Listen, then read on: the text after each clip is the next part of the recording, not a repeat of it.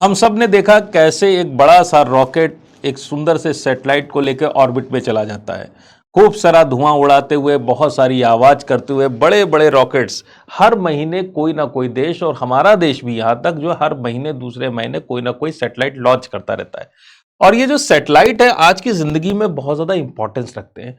Communication है, आपस में बातचीत करनी है, डिजास्टर का मैनेजमेंट करना है, किसी एरिया की मैपिंग करनी है, कहीं की इमेजेस लेनी है, कुछ रिसोर्सेज वगैरह के बारे में पता करना है, सब कुछ सारा का सारा काम अंतरिक्ष से बैठे बैठे हो सकता है।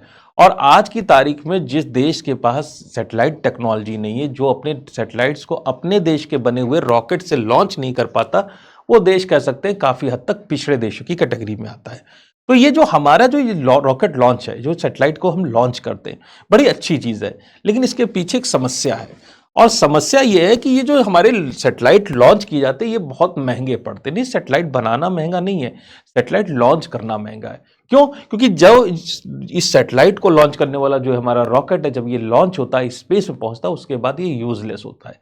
ये बेसिकली एक तरह से के प्रिंसिपल पे काम करता है, यूज एंड थ्रो। तो ये कई करोड़ रुपए का ये लॉन्च व्हीकल्स हम बनाते हैं, और इसके बाद एक बार, केवल एक बार इसका यूज होता है, और फिर ये हमेशा के लिए बेकार हो जाता है। तो जैसे कि हम कहते हैं एयर ट्रेवल के बारे में बात करें, आप इमेजिन करके देखिए कि आप जब किसी हवाई जहाज से सफर कर रहे हो, और जब हवाई जहाज आपका आपका एयरप्लेन एयरपोर्ट पे पहुंच जाए, उसके बाद उसको डिस्कार्ड कर दिया जाए, उसको नष्ट नष्ट कर दिया जाए, तो ऐसी स्थिति में एयर ट्रेवल कितना महंगा हो जाएगा, जिसमें आपके ट्रेवल में फ्यूल के चार्जेस के साथ साथ पूरे के पूरे शिप के चार्जेस को भी उसमें इंक्लूड किया जाएगा। तो ये वन वे ट्रेवल का जो सिद्धांत जो स्पेस में चल रहा है, ये बड़ा ही महंगा है, और इसको ब्रेक करने का केवल एक ही तरीका है, वही हमारा प्लेन वाला सिस्टम। क्योंकि हमारे प्लेन रीयूजेबल हैं, बार बार यूज किए जा सकते हैं। उसी तरह से अगर हम रॉकेट्स को भी बार बार यूज कर लें तो कितना अच्छा हो। और इसलिए जो है, अब जो दुनिया है वो रीयूजेबल रॉकेट्स की तरफ बढ़ रही है। बहुत सारे देश, अमेरिका जैसे देशों में बहुत सारी कंपनीज हैं, प्राइवेट कंपनीज हैं, जो इस तरह के रीयूजेबल रॉकेट्स को बना रही हैं। तो रीयूजेबल रॉकेट या लॉन्च व्हीकल्स कौन से व्हीकल्स होते हैं? ये ऐसे व्हीकल्स हैं जिसमें पूरा का पूरा व्हीकल ही आप यूज कर ले हर बार लॉन्च करने के लिए, या फिर व्हीकल का कोई बहुत बड़ा हिस्सा जो आप रिकवर कर सकते हैं, जिसको आप सेफली अर्थ पर उतार सकते हैं। इस तरह की टेक्नोलॉजी वाले व्हीकल्स को हम रीयूजेबल लॉन्च व्हीकल कहेंगे। और इससे फायदा क्या होने वाला है? फायदा बहुत बड़ा होने वाला कि लॉन्चिंग कॉस्ट जो है आपकी, जो सैटेलाइट की पर केजी लॉन्चिंग कॉस्ट है, वो करीब करीब 80% से भी ज्यादा नीचे ड्रॉप कर जाएगी। तो इसका मतलब है, जिस तरह से एक जमाने में हवाई जहाज में उड़ना केवल कह सकते हैं अमीरों की बात हुआ करती, जो रिच लोग थे वही हवाई एयर ट्रेवल कर सकते थे। लेकिन जैसे जैसे वक्त बीतता गया, हवाई जहाज ज़्यादा से ज़्यादा एफिशिएंट हो गए, तो वैसे वैसे जो है आम लोग भी इसमें उड़ने लगे, और इसका फ़ायदा जो है इकोनॉमी को मिला। क्योंकि जब मल्टीपल लोग हाई स्पीड पे ट्रेवल करते हैं तो उसकी वजह से इकोनॉमी बूस्ट होती है।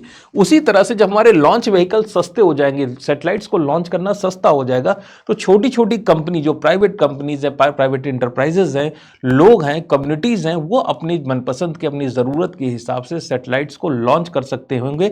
और इसकी वजह से जो इकोनॉमी है और जो लोगों का जीवन स्तर है, जो लाइफ स्टाइल है, जो क्वालिटी ऑफ लाइफ है, उसमें बहुत सारा इंप्रूवमेंट होगा। तो ये जो हमारे जो सैटेलाइट को फिर बात करते हैं कि लॉन्च व्हीकल कैसे हम रिकवर करें, दो तरीके हैं मोटे मोटे। वैसे तरीके तो बहुत सारे हैं, लेकिन दो मेजर तरीके से आप अपने सैटेलाइट का लॉन्च व्हीकल जो है, जिसको हम आम भाषा में रॉकेट कहते हैं, उस रॉकेट के कुछ हिस्से या पूरा का पूरा रॉकेट जो है आप रिकवर कर सकते हैं। पहला तरीका है कि जो आपके रॉकेट का जो मेजर हिस्सा है, उसको स्पेस में जाने के बाद, ऑर्बिट में पहुंचने के बाद उसको डी ऑर्बिट करिए, उसको नीचे की तरफ उतारिए। फिर हवा में पहुंचने के बाद जब एटमॉस्फेयर में वो पहुंचता है तो पैराशूट ओपन हो गया, और उसकी पैराशूट ओपन होने की वजह से स्पीड कम हुई। और फिर जैसा हमने देखा था ना कि स्पेस एक्स का जो लॉन्च व्हीकल्स हैं, जो उसके जो बूस्टर्स हैं, वो रिटार्ड होकर अपनी स्पीड को कम करते जमीन पर उतर आते। तो एक तो ये तरीका। दूसरा तरीका, जो पुराने जमाने में, जो नासा के जमाने में स्पेस शटल प्रोग्राम करता था, उसमें जो स्पेस शटल होता था, उसी तरह के आपको आपके रॉकेट का डिजाइन बनाना, लॉन्च व्हीकल का, और आपका जो लॉन्च व्हीकल है उसके निचले हिस्से में स्पेशल तरह की टाइल्स लगी हुई हैं, जो कि एटमोस्फियर के अंदर जब आपका ये लॉन्च व्हीकल एंटर कर रहा होगा तो उसकी गर्मी को सहने का काम करेगी। और इस वजह से अंदर के बैठे हुए जो पैसेंजर्स हैं या अंदर के जो कंपोनेंट है, वो बर्न होने से बच जाएंगे। और ये धीरे धीरे हवा के फ्रिक्शन की वजह से बिल्कुल एक हवाई जहाज की तरह हवाई जहाज की तरह फ्लोट करते हुए जमीन पर उतरेगा और इसको आसानी से रिकवर कर दिया जाएगा। तो ये दो मेजर तरीके हैं जिनके जरिए आप लॉन्च व्हीकल को बार बार रीयूज कर सकते हैं, रिफर्बिश कर सकते हैं और इसकी वजह से लॉन्चिंग कॉस्ट आपकी काफी कम हो जाएगी। तो आज की तारीख में अगर हम कहें तो स्पेस एक्स बहुत सारे रॉकेट अपने लॉन्च कर रहा है। स्पेस एक्स के रॉकेट है, फाल्कन हैवी है, और इस तरह के लॉन्च व्हीकल्स में हम देखते हैं पूरी की पूरी बूस्टर स्टेज ही जो है वो स्पेस एक्स कंपनी जो है उसको रिकवर कर लेती है और इस वजह से स्पेस एक्स की लॉन्चिंग कॉस्ट कम होती जा रही है। इसी दौड़ में लगा हुआ है एक दूसरी कंपनी है जिसका नाम है blue origin. Blue origin Jeff Bezos की कंपनी है, अमेजॉन की। और ये जो जेफ बेजोस की कंपनी ये भी इसी तरह से अपने जो कह सकते हैं रीयूजेबल लॉन्च व्हीकल्स का काम कर रही है। तो दुनिया में जो अमेरिकन देश है, जो यूरोपियन कंट्रीज हैं और बहुत सारे अन्य देश हैं, वो इनके टेक्नोलॉजीज पर काम कर रहे हैं। वो जानते हैं कि अगर एक बार ये जैकपॉट लग गया तो ऐसी स्थिति में उनकी प्रॉफिटेबिलिटी, जो कंपनी की प्रॉफिटेबिलिटी है वो काफ़ी ज़्यादा बढ़ जाएगी और जो कस्टमर है उसके लिए लॉन्चिंग कॉस्ट जो है पहले से बहुत ज़्यादा कम होने वाली है। तो इंडिया जैसे देश इसमें क्या करें? इंडिया जैसे देशों के लिए बहुत बड़ी समस्या। इंडिया में हमारा बजट छोटा है, तो हम क्या इस दौड़ में पीछे रह गए? क्या इंडिया भी कुछ इस तरह का लॉन्च व्हीकल का प्रोग्राम, जो रीयूजेबल लॉन्च व्हीकल का प्रोग्राम बना सकता है या बना रहा है? तो आज के वीडियो में हम लोग इसी के बारे में बात करने आए हैं। तो ये जो वीडियो है इसमें हम लोग बात करेंगे कि इंडिया क्या रीयूजेबल प्रोग्राम बना रहा है, कि उसका मतलब क्या, किस तरह से वो काम करेगा। तो जो इंडिया का रीयूजेबल प्रोग्राम है उसका नाम बड़ा सुंदर सा है, इसका नाम ये रीयूजेबल शब्द से बना है, RLVTD। और RLVTD यानी रीयूजेबल, ध्यान दीजिएगा, रीयूजेबल लॉन्च व्हीकल प्रोग्राम है। और टीडी का मतलब है पहला प्रोग्राम, तो इसलिए टेक्नोलॉजी को डिमॉन्स्ट्रेट करने के लिए बनाया गया था कि हाँ भाई हम लॉन्च कर सकते हैं। और दिखने में एक बिल्कुल भी रॉकेट जैसा नहीं लगता है, जिसको हम लॉन्च व्हीकल कहते हैं, बिल्कुल वैसा नहीं दिखाई पड़ता। ये दिखने में कैसा दिखाई पड़ रहा है? काफी हद तक ये प्लेन जैसा दिखाई पड़ रहा है। और आप अंदाजा सही सही लगा रहे हैं, ये बिल्कुल हवा में, जो दूसरा तरीका मैंने बताया था, हवा में फ्लोट करते हुए जमीन पर उतरने वाला लॉन्च व्हीकल है। तो ये लॉन्च व्हीकल, इसको एक बार स्पेस में ले जाया जाएगा, स्पेस से डी ऑर्बिट होगा, डी ऑर्बिट होने के बाद ये धीरे धीरे नीचे की तरफ उड़ना शुरू करेगा। स्पेस में ले जाने के लिए, चूंकि अभी ये प्राइमरी स्टेजेस में इसका डेवलपमेंट चल रहा है, अभी इसको बूस्टर एक रॉकेट के ऊपर बैठा दिया जाएगा और रॉकेट इसको स्पेस में लेके जाएगा और वहां लेके जाने के बाद ये सेपरेट होकर ये धीरे धीरे, आप देखेंगे हीट शील्ड इसकी गर्म हो रही है और उसके बाद ये पानी में उतर जाएगा, जैसे पानी या जमीन में। शुरुआत में इसको हमने बे ऑफ बंगाल में उतारा था और बाद में इसको जो है, इसका जो एक एक्सपेरिमेंट हुआ था जिसमें इसको जमीन पे उतारा गया था। तो ये जो RLVTD जो प्रोग्राम है, यानी कि ये लॉन्च व्हीकल चूंकि रीयूजेबल है और इसरो चाहता है कि उसके लॉन्च व्हीकल की कॉस्ट जो है वो करीब 80% तक ड्रॉप कर जाए और इस वजह से इसरो जो है काफी ज्यादा इकोनॉमिकल और कॉस्ट इफेक्टिव संस्था बन जाए। लेकिन चूंकि हर चीज का डेवलपमेंट होता है, हर चीज में डेवलपमेंट होता है, पहली स्टेज होती है, second stage, third stage, fourth stage. उसी तरह से जो ये लॉन्च व्हीकल का हमारा प्रोग्राम है, ये मल्टीपल स्टेज से होकर गुजरेगा। इनको हैक्स, लेक्स, रेक्स और स्पेक्स कहते हैं। अब बहुत ज्यादा डिटेल तो नहीं देखेंगे, लेकिन हाँ समझने की जरूरत तो है। पहला है हाइपरसोनिक। तो हाइपरसोनिक फ्लाइट एक्सपेरिमेंट, यानी जो हमने मशीन बनाई थी RLVTD नाम से, वो RLVTD मशीन क्या हाइपरसोनिक स्पीड, हाइपरसोनिक स्पीड का मतलब होता है हवा, आवाज की रफ्तार से 5 गुना रफ्तार पे। तो ध्यान दीजिए, इस रफ्तार पे अच्छे अच्छे एयरक्राफ्ट टूट जाते हैं। तो क्या ये व्हीकल हाइपरसोनिक स्पीड पर को झेल सकता है? तो हाँ, पता चला ये झेल सकता है। इसका मतलब ये वाला टेस्ट हो चुका है, कंप्लीट हो गया और पूरी तरह से सक्सेसफुल हुआ। दूसरा था लेक्स, और लेक्स में हम लोगों ने बताया था कि लेक्स एक ऐसा तरीका था, एक इस तरह की टेक्नोलॉजी थी जिसमें इस स्पेस का, इसका पूरा नाम है लैंडिंग एक्सपेरिमेंट। लैंडिंग एक्सपेरिमेंट मतलब इसको पूरी तरह से ऑटोनॉमसली एक एयर स्ट्रिप पे लैंड करना था और ये पूरी तरह से लैंड कर चुका है। यानी कि ये दोनों टेस्ट हमारे कंप्लीट हो गए, यानी इंडिया काफी हद तक आगे बढ़ चुका है इस क्षेत्र में। तीसरा है रेक्स, और रेक्स में आपको क्या करना है, अभी तक हम एटमॉस्फेयर से इसको नीचे ड्रॉप कर रहे थे और अब इसको ऑर्बिट पे ले जाएंगे और ऑर्बिट से इसकी री एंट्री कराएंगे, तो इसको रेक्स कहा जाएगा। और लास्ट में जो है सबसे इंपॉर्टेंट, स्पेक्स, जिसका नाम है स्क्रैमजेट प्रोपल्शन एक्सपेरिमेंट। और ये क्या चीज है, अभी थोड़ी देर में इसके बारे में हम लोग डिस्कस करेंगे। सबसे इंपॉर्टेंट चीज है, इंडिया ने कर लिया तो बहुत बड़ा अचीवमेंट होगा हमारे देश के लिए। तो ये सारे के सारे प्रोग्राम है जिसमें से लेक्स तक हम पहुंच गए हैं। अभी हमारा जो बाकी के 2 प्रोग्राम है, ऑर्बिट से एंट्री और जो सुपरसोनिक कंबशन रैमजेट इंजन है, यानी स्क्रैमजेट इंजन, उसके बारे में बात करनी बाकी है, वो टेस्ट अभी बाकी है। तो चलिए शुरू करते हैं। पहले बात करते हैं स्क्रैमजेट इंजन। स्क्रैमजेट इंजन ये बनाना जरूरी है, लास्ट स्टेज होगी। देखिए होता क्या है, कोई भी रॉकेट है, कोई भी लॉन्च व्हीकल है, जाहिर सी बात है उसको लॉन्च कराने के लिए, एक सैटेलाइट को अंतरिक्ष में ले जाने के लिए ढेर सारा फ्यूल चाहिए होगा। फ्यूल अपने आप जलेगा नहीं, फ्यूल को बर्न करने के लिए तीन चीजें चाहिए होती, जिसको हम कहते हैं फायर ट्रायंगल। जब भी हमारा फ्यूल होता है, फ्यूल को बर्न करने के लिए आपको तीन चीजों की जरूरत होगी। पहली चीज जिसे हम कहेंगे फ्यूल, दूसरा ऑक्सीजन, और तीसरी चीज जिसकी जरूरत होगी जिसको कहते हैं आईटी, इग्निशन टेम्परेचर। अगर ये तीनों चीजें मिल गई तब ऐसी स्थिति में जो है आपका फायर ट्रायंगल कंप्लीट हो जाता है। तो ध्यान दीजिए इसमें करना क्या है, यहां पर आपका फ्यूल यानी कि जो फ्यूल है वो तो ठीक है, लेकिन स्पेस में ऑक्सीजन तो होती नहीं, तो कोई ना कोई केमिकल लेकर जाना पड़ेगा जो कि ऑक्सीजन को रिलीज करे, तभी तो फ्यूल बर्न करेगा। और प्रॉब्लम है ऐसे केमिकल को हम ऑक्सीडाइजर कहते हैं, और इसमें प्रॉब्लम है कि ऑक्सीडाइजर जो है, जो ऑक्सीजन रिलीज करने वाला केमिकल है, वो टोटल फ्यूल के वेट का 70% वेट तो ऑक्सीडाइजर खा जाता है। यानी उससे पावर नहीं मिलेगी, लेकिन वो फ्यूल पावर पैदा करने वाले फ्यूल को जलाने का काम करता है, बर्न करने का काम करता है। तो ये ऑक्सीडाइजर की समस्या बहुत बड़ी है। अब अगर हम कुछ ऐसा तकनीक बना सके, कोई ऐसी टेक्नोलॉजी बना सके जिसकी वजह से हमें ऑक्सीडाइजर लेकर जाने की जरूरत ना पड़े, यानी ऑक्सीजन वाला कंपोनेंट ना ले जाने पड़े, तो ये 70% ऑक्सीडाइजर अगर हम खत्म कर दें तो केवल फ्यूल ही फ्यूल ले जाना पड़ेगा, यानी कि हम ज्यादा मात्रा में फ्यूल लेके जा पाएंगे। और ज्यादा फ्यूल का मतलब है ज्यादा पावर, ज्यादा दूरी। तो ये जो स्क्रैम जेट इंजन है, ये क्या काम करता है, ये फ्यूल के लिए ऑक्सीजन कहां से लगता है, ये आपका एटमोस्फियर, हवा जो है, हवा से अंदर, इसके अंदर हवा अंदर एंटर करती है, और हवा के अंदर हम सबको पता है एक गैस होती है जिसका नाम है ऑक्सीजन। जब ऑक्सीजन अंदर एंटर करती है तो यहीं पर इसमें फ्यूल बर्न किया जाता है, और फ्यूल जब बर्न होगा तो गैसेस निकलेंगी, और गैसेस जो है बहुत तेजी से पीछे से निकलेंगी, और उसकी वजह से इंजन आगे की तरफ प्रोपेल होगा। चूंकि ये जो स्क्रैम जेट इंजन है, ये हवा में ही, जो हवा है, हवा में से ऑक्सीजन निकाल करके ही अपना फ्यूल बर्न करता है, इसलिए इसको अलग से ऑक्सीडाइजर लेकर जाने की जरूरत नहीं होती। दूसरी खास बात है, जो स्क्रैम जेट इंजन की एक दूसरी खास बात है कि ये स्क्रैम जेट इंजन स्पेशल तरह की टेक्निक पर काम करते हैं, या स्पीड पर काम करते हैं। इसका नाम है supersonic combustion RAM jet engine. ध्यान दीजिएगा नाम पर, नाम है सुपरसोनिक कंबशन। होता क्या है, हवा अंदर हाइपरसोनिक स्पीड से एंटर करती है। मैं आपको बता दूं जानकारी के लिए कि हाइपरसोनिक क्या होता है। अगर स्पीड साउंड की स्पीड से 5 टाइम्स ज्यादा, 5 गुना ज्यादा है, तो इस स्पीड को हम हाइपरसोनिक कहते हैं। और अगर स्पीड साउंड की स्पीड से ज्यादा है, जरा सी भी ज्यादा, तो उसको हम सुपरसोनिक कहते हैं। तो हवा हाइपरसोनिक स्पीड से अंदर एंटर करती है, वो कंप्रेस होती है, और कंप्रेशन की वजह से हवा की स्पीड धीमी होती है, और हवा जो है वो सुपरसोनिक स्पीड पर चली जाती है, यानी हवा की रफ्तार धीमी होती है, लेकिन सुपरसोनिक में बहुत ज्यादा स्पीड होती है।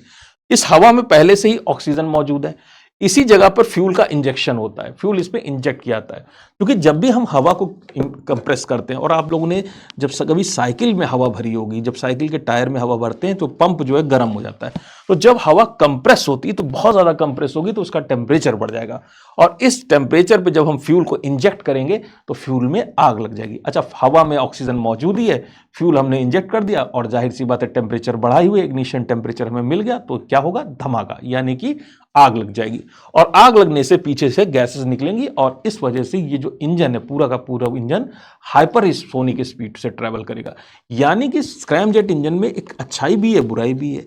स्क्रैम जेट इंजन केवल और केवल एटमॉस्फेयर में काम करते हैं, ये तो प्रॉब्लम है इनकी।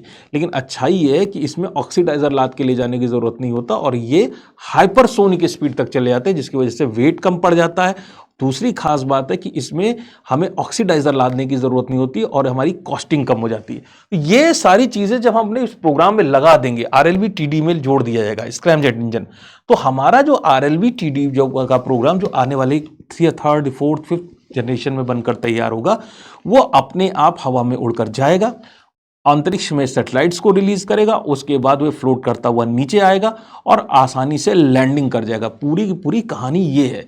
और जब एक बार ये इकोसिस्टम हमने तैयार कर लिया, तो हमारे देश के लिए जो शब्द जो है, जिसे हम कहते हैं स्पेस इकोनॉमी, स्पेस इकोनॉमी के लिए बहुत बड़ा बूम बन गया है। तो स्पेस इकोनॉमी में बहुत सारी चीजें हम कर सकते हैं। पहली चीज, जो हम लॉन्चिंग कॉस्ट है हमारी सैटेलाइट्स की, वो काफी ज्यादा गिर जाएगी। भाई अभी हमने बात की कि 80% ड्रॉप हो जाएगा। अगर इसरो का जो सोचना है कि अगर एक बार आरएलवी टीडी से हम सैटेलाइट्स को लॉन्च करने लगे तो हमारी लॉन्चिंग कॉस्ट जो है 80% तक ड्रॉप करेगी।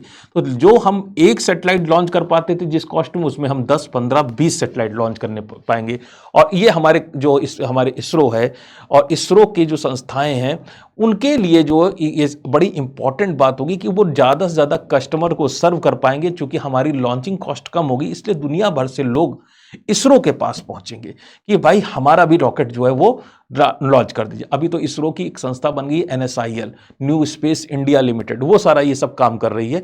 और ये सारी की सारी संस्थाएं मिलकर जो है ज़्यादा से ज़्यादा लोगों को सर्व कर पाएंगी। जितने ज़्यादा सैटेलाइट ऑर्बिट में रहेंगे उतना ही ज़्यादा ह्यूमैनिटी सर्व होगी। तो एक तो अच्छी बात है, स्पेस इकोनॉमी के लिए बड़ी अच्छी बात है कि हमारे जल्दी से जल्दी हम रॉकेट को लॉन्च कर पाएंगे। चूंकि ये रॉकेट कैसा है हमारा RLV-TD, ये रीयूजेबल है। एक बार सैटेलाइट लॉन्च करके जमीन पे उतरा, एयर स्ट्रिप पे तुरंत इसको फिट कर दिया, इसमें थोड़ा सा फ्यूल भरा, बाकी जो चीज़ें उनको फिट किया और फिर से नया सैटेलाइट लॉन्च करके रख के फिर से फायर कर दिया और फिर ये बार बार सैटेलाइट को लॉन्च करता रहेगा।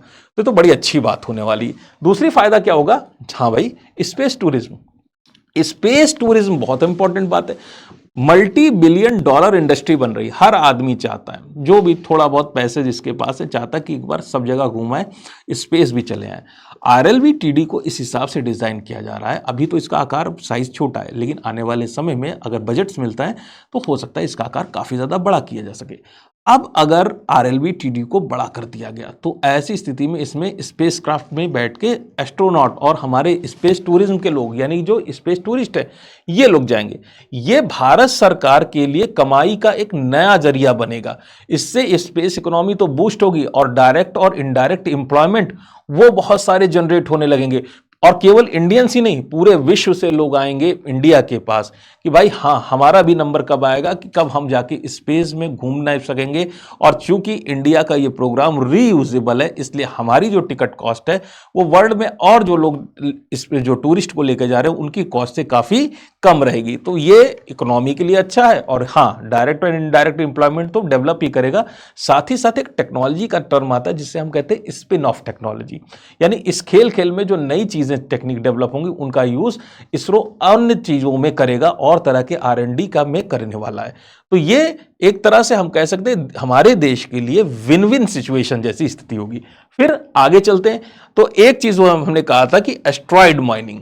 अभी तो सुनने में जैसे लगता है कि कोई हाइपोथेटिकल बात है, कल्पना की बात है, लेकिन याद रखिएगा 1850 में अगर यही बात कोई कहते कि इंसान हवा में उड़ेगा with the help of a plane, तो वो भी कल्पना की बात थी। रीज़न क्या था? तब टेक्नोलॉजी डेवलप नहीं हो पाई थी। आज की तारीख में हम बात कर रहे हैं एस्ट्रॉयड माइनिंग की। एस्ट्रॉयड यानी कि उल्का पिंड, और उल्का पिंडों में बहुत सारी प्रीशियस मेटल्स होती हैं, बहुत सारा सोना है, इरिडियम है, मेटल्स हैं एक से एक, जिनकी ज़रूरत पृथ्वी की जो इंडस्ट्रीज़ हैं, हमारी अर्थ पे जो इंडस्ट्रीज़ हैं, उनको बहुत ज़्यादा ज़रूरत है। RLV-TD चूँकि ये ऑक्सीडाइज़र को लाद के ले जाने की ज़रूरत नहीं, इसलिए इसकी रेंज ज़्यादा होगी। इसमें लोग बैठ के जा सकते हैं। अगर लोगों को नहीं बैठाना है तो रोबोटिक आर्म्स इसमें लगाई जा सकती है। और इसकी टेक्निकली सैद्धांतिक तौर पे हम कह सकते हैं कि इसका यूज़ जो इसको मैनिपुलेट करके, इसको थोड़ा सा चेंज करके, इससे हम एस्ट्रॉयड को माइन कर सकेंगे। और अगर ये फीजिबल रहा, इकोनॉमिकली फीजिबल रहा, तो इससे बहुत सारा मटेरियल लेकर हम वापस पृथ्वी पर आ सकेंगे। तो हमारे देश के लिए अगर हम किसी एस्ट्रॉयड को माइन कर सके, उससे प्रीशियस मेटल्स निकाल सके, तो फिर से वही बात, हमारे देश की इकोनॉमी के लिए बहुत अच्छी बात रहेगी कि इस तरह के रीयूजेबल लॉन्च व्हीकल सस्ते में हम बहुत सारा पैसा और बहुत सारी चीज़ें हम डेवलप कर पाएंगे। तो आगे हम इसका यूज़ कर सकते हैं कि स्पेस में ग्रेविटी नहीं होती, सभी को पता है, या तो ग्रेविटी जीरो होती या तो इतनी कम होती जिसे हम कहते हैं माइक्रो ग्रेविटी, जीरो ग्रेविटी के बराबर, ना के बराबर ग्रेविटी, जिसका असर कम हो। आप में से बहुतों को नहीं पता होगा, लेकिन इलेक्ट्रॉनिक्स के बहुत सारे कंपोनेंट्स ऐसे होते हैं, बहुत सारी ऐसे तरीके होते हैं जिनको डेवलप करने में इतने सेंसिटिव चीज़ें होती हैं, प्रोसीजर्स होते हैं जिन पे ग्रेविटी का भी असर पड़ता है।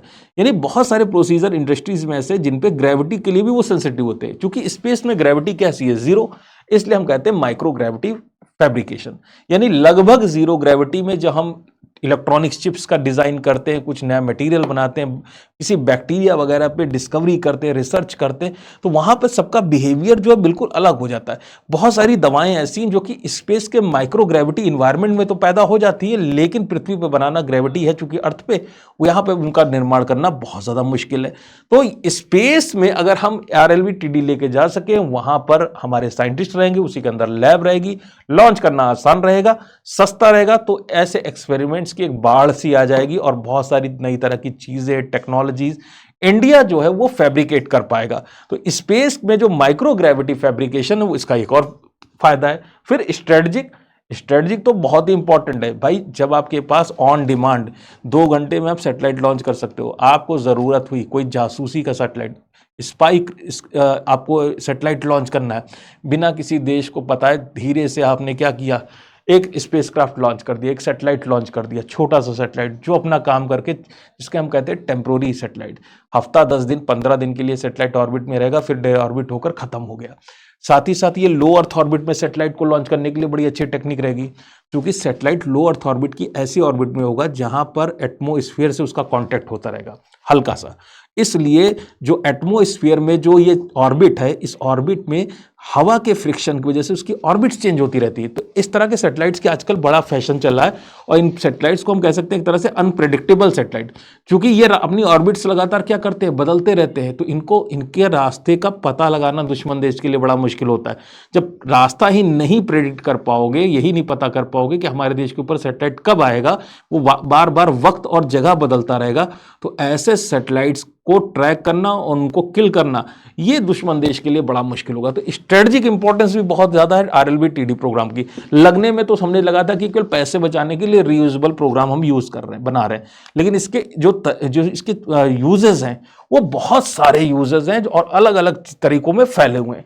तो ये RLV-TD प्रोग्राम अपने आप में बहुत ही इंपॉर्टेंट प्रोग्राम होने वाला है। तो ये था हमारा वीडियो लेक्चर, और अब इस पर चलते हैं, क्वेश्चन लगाते हैं। क्वेश्चन हमारा कह रहा है what is a reusable launch vehicle. अब बात ही हो गई कि रीयूजेबल लॉन्च व्हीकल क्या है। पूरा का पूरा लॉन्च व्हीकल यूज कर लो, रीयूज कर लो, या उसका कोई पार्ट रीयूज कर लो, तो ऐसे लॉन्च व्हीकल को हम रीयूजेबल लॉन्च व्हीकल कहते हैं। कन्वेंशनल लॉन्च व्हीकल से कैसे होते हैं, काफी ज्यादा सस्ते होते हैं, जैसे कि RLV। Explain how reusable rocket technology can transform the economics and strategic significance of the space sector. तो भाई अभी हमने बात की, इकोनॉमिक्स की बात कर रहे थे और स्ट्रेटजिक की। तो इकोनॉमिक्स में कैसा है, हमने कहा कि जो कन्वेंशनल रॉकेट्स होते हैं यूज एंड थ्रो है, एक बार यूज किया फिर बेकार हो गए, इसलिए लॉन्चिंग कॉस्ट कैसी ज्यादा है, इकोनॉमी हाई है। यहां पर क्या है, बार बार रीयूज कर ले रहे हैं, इसलिए ये सस्ता लॉन्च होता है और ये जल्दी से जल्दी लॉन्च हो सकता है, इसलिए इकोनॉमी में इसका इंपॉर्टेंस जाहिर सी बात है ज्यादा हो गया। दूसरा चीज है, जो हमारा जो नॉर्मल रॉकेट होता है उसमें जो टोटल कॉस्ट में हार्डवेयर की जो कॉस्ट होती है वो सबसे ज्यादा होती है, क्योंकि हम रियूजेबल रॉकेट का यूज कर रहे हैं, इसलिए हम वो कॉस्टिंग बार बार बचा रहे हैं। हमें बस क्या करना है, फ्यूल फिल करना है और उसके बाद आपका लॉन्च स्टार्ट हो जाएगा, फिर से आप लॉन्च कर पाएंगे। तो ऐसी स्थिति में आपकी लॉन्चिंग कॉस्ट और आपकी सैटेलाइट को ऑर्बिट में भेजने की ऑपरेशनल कॉस्ट पहले से कम हो जाएगी। उसके बाद जो अलग अलग तरह की कंपनीज हैं, वो अभी हमने कहा कि SpaceX जैसी कंपनीज हैं, वो अपना बूस्टर्स को नीचे उतार ले रही हैं और उससे उनकी वजह से उनकी कॉस्टिंग कम हो रही, और इंडिया भी इसी रफ्तार में लगा हुआ है कि अपना जो RLV-TD प्रोग्राम बना रहा है उसमें स्पेशल तरह का इंजन लगा रहा है जिसका नाम होगा स्क्रैम जेट इंजन, और इससे फ्यूल के साथ ऑक्सीडाइजर ले जाने की जरूरत नहीं होगी। इंजन लगा है स्क्रैम जेट जिसका नाम है supersonic combustion RAM jet engine, जो कि हाइपरसोनिक स्पीड पर चलता है, और इस वजह से आप भारी से भारी सैटेलाइट को ज्यादा से ज्यादा ऊंचाई तक ले जा सकेंगे। तो ये भी इसके फायदे हैं। फिर हमारे जो नंबर ऑफ सैटेलाइट्स हैं, हर सैटेलाइट को लॉन्च करने की कॉस्ट इकोनॉमिक्स में देखेंगे तो कम हो जाएगी। स्पेस टूरिज्म जैसी चीजें हम कर सकेंगे, माइक्रो ग्रेविटी में एक्सपेरिमेंट कर सकेंगे, और साथ ही साथ जो है हम एस्ट्रॉइड जैसी चीजों की माइनिंग कर सकेंगे। और स्ट्रेटेजिक इंपॉर्टेंस तो बहुत ही ज्यादा है। स्ट्रेटेजिक इंपॉर्टेंस में हम ऑन डिमांड जरूरत पड़ने पे कभी भी एक दिन में 2 दिन में कभी भी अपनी मनपसंद का सैटेलाइट ऑर्बिट में लॉन्च कर सकते हैं, उसको डी ऑर्बिट कर सकते हैं, मल्टीपल एक्सपेरिमेंट्स करा सकते हैं। तो ये सारे इसके स्ट्रेटजिक इंपॉर्टेंस है। तो ये वैल्यू है हमारे प्रोग्राम RLV-TD यानी reusable launch vehicle programme technology demonstrator जो अभी तक है उसकी वैल्यू इतनी ज़्यादा है। तो आज के वीडियो लेक्चर में हम लोग यहीं तक रहेंगे और फिर मुलाकात करेंगे आपसे नेक्स्ट वीडियो लेक्चर में। तब तक के लिए थैंक यू।